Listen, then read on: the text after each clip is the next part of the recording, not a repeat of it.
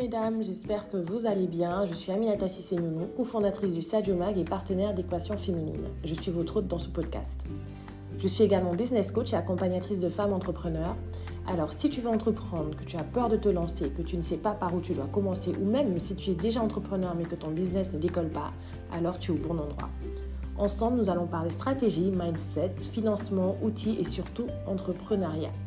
Pour ne louper aucun épisode, abonne-toi et soutiens le podcast en laissant une bonne note. C'est gratuit et ça m'encourage. Allez, on se lance. Alors, j'aimerais qu'on parle aujourd'hui de comment choisir son entourage. La condition préalable pour passer du temps avec toute personne est que ce soit une personne qui vous pousse à vous dépasser, qui vous nourrisse intellectuellement et vous challenge. Et donc du coup, regardez vos 5 derniers messages, que ce soit WhatsApp, SMS ou tout autre canal que vous utilisez. Est-ce qu'ils viennent de personnes positives ? Est-ce que c'est autour de vous ? Est-ce que ce sont vos amis ? Est-ce que ce sont des gens qui vous font avancer ou est-ce que ce sont plutôt des personnes qui s'alimentent de vous ?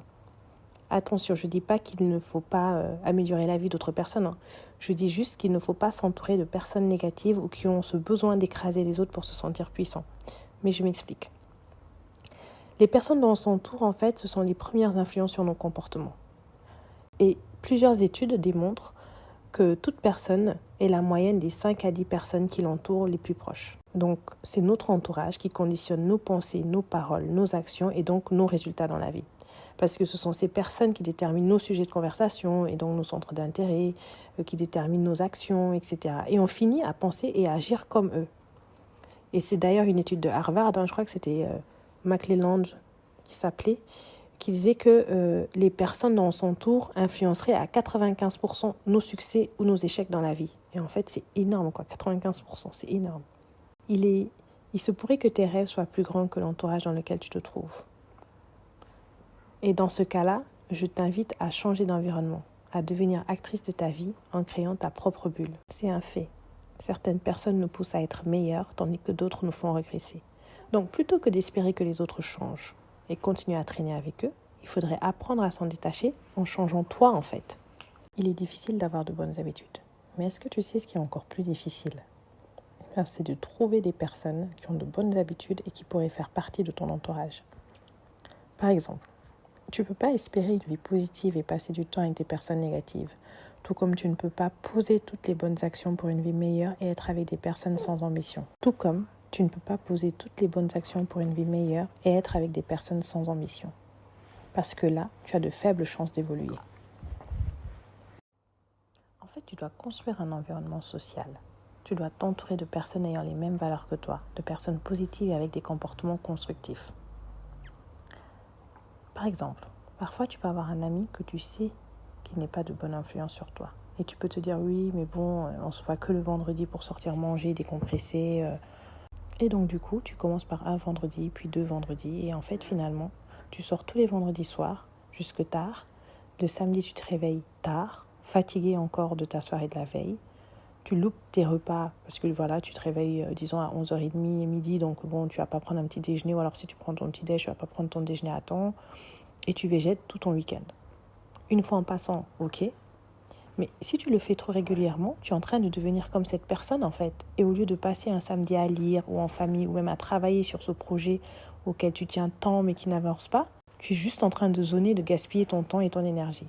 Alors, je répète, passe ton temps avec quelqu'un qui sait tirer profit de son temps et qui mène des actions constructives pour améliorer sa vie. Tu verras que ça aura un effet positif sur toi. Puisqu'on devient comme les personnes avec lesquelles nous sommes le plus, passer du temps avec les personnes que l'on admire permettra d'accélérer ta croissance personnelle. Tu intégreras en fait plus facilement leurs comportements et leurs attitudes qui les ont menés à leur niveau et tu as donc ainsi plus de chances d'être comme eux. Je ne dis pas que ton entourage doit uniquement être basé sur des personnes qui ont réussi matériellement. Parfois, il s'agit de personnes positives et qui t'aiment réellement, qui veulent sincèrement te voir réussir et qui feront tout ce qui est en leur pouvoir pour t'aider. Ces personnes sont importantes dans ta vie et il faut te les garder. Tout comme toi, c'est très important que tu sois ce genre de personne autour des gens avec lesquels tu interagis. Par contre, certaines personnes te feront croire qu'elles veulent ta réussite, alors qu'au fond, il y a beaucoup d'envie et de rivalité. Et ce n'est pas toujours facile de distinguer la sincérité des uns et des autres. Ce qu'il faut, c'est observer et analyser. S'il t'arrive de douter ne serait-ce qu'une fois sur une personne, il y a 90% de chances que ce soit ton instinct qui te fasse des signaux pour te dire que la personne n'est pas sincère. Au-delà de cela, n'oublie pas que toute personne a une certaine énergie et tu as envie de t'entourer en fait de personnes régénérantes et pas de personnes qui puisent dans ton énergie ou qui gaspillent ton énergie en te faisant analyser leurs vrais sentiments envers toi. À partir du moment où tu n'arrêtes pas de te poser des questions sur les motivations d'une personne ou sur sa sincérité, laisse tomber en fait, parce que ça te prend de l'énergie que tu pourrais mettre dans autre chose. Ton énergie doit te permettre de bouger des montagnes. Économise-la. Donc la qualité prime sur la quantité. Il vaut mieux peu d'amis qui sont sincères que beaucoup d'amis qui ne sont pas réellement avec toi et qui sont en fait plus des ennemis. Et c'est drôle parce que tu le remarques facilement.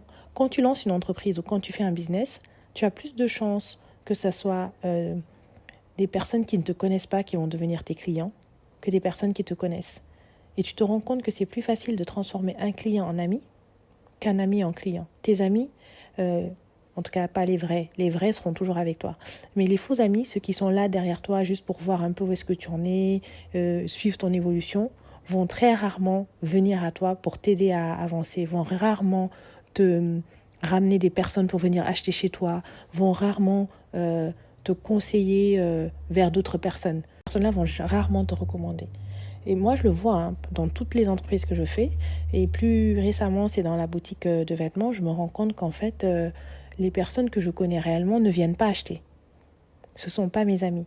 Ce sont toujours des personnes qui ont entendu parler ou qui ne me connaissent pas, en fait, qui ne savent pas qui c'est, qui vont venir et qui vont acheter. Mais autant au début, ça faisait très mal parce qu'en fait, tu te rends compte que les personnes sont avec toi, mais pas vraiment. Autant à la fin, tu te dis, écoute, ça me permet de savoir avec qui je passe mon temps et ça me permet de situer les personnes. Voilà, c'est la petite parenthèse. Lorsque tu travailles sur les personnes qui t'entourent, tu travailles surtout sur toi, sur qui tu es et surtout sur qui tu pourrais devenir. Tu n'es pas juste en train de passer du temps avec des amis ou de t'amuser, tu es également en train de définir qui tu seras. Donc maintenant, je t'invite à te poser 2 questions. La première, quelles sont les personnes qui composent ton entourage ? La seconde, quelles sont les personnes que tu admires le plus autour de toi ? Est-ce que tu as les mêmes personnes, les mêmes noms sur ces 2 listes-là ? Si oui, tant mieux. Ça veut dire que tu es sur la bonne voie. Mais sinon, tu sais ce qu'il te reste à faire, c'est de faire le tri. C'était le premier exercice. Le second, je t'invite encore une fois à faire 2 listes. Une avec tes objectifs à court terme, moyen terme et long terme. Et la seconde, une liste avec les personnes avec lesquelles tu passes ton temps du lundi au dimanche. Mais vraiment toute la semaine et toutes les personnes. Celles avec qui tu interagis, que ce soit en rencontre, en appel, en message, enfin bref, vraiment tout. Combien de personnes de ta seconde liste ont un lien avec un de tes objectifs que tu as déjà cité dans la première liste ? Ça, c'est vraiment un exercice frappant parce que tu te rends compte que, en fait, tu es en train de perdre ton temps, mais je suis désolée de le dire comme ça.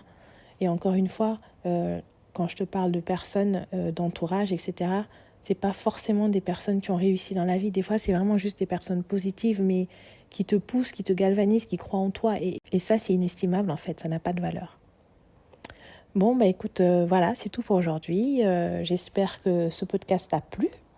On se donne rendez-vous la semaine prochaine. Je reprends régulièrement maintenant. C'est la rentrée, donc les vacances sont finies. Et à très bientôt. Bye bye.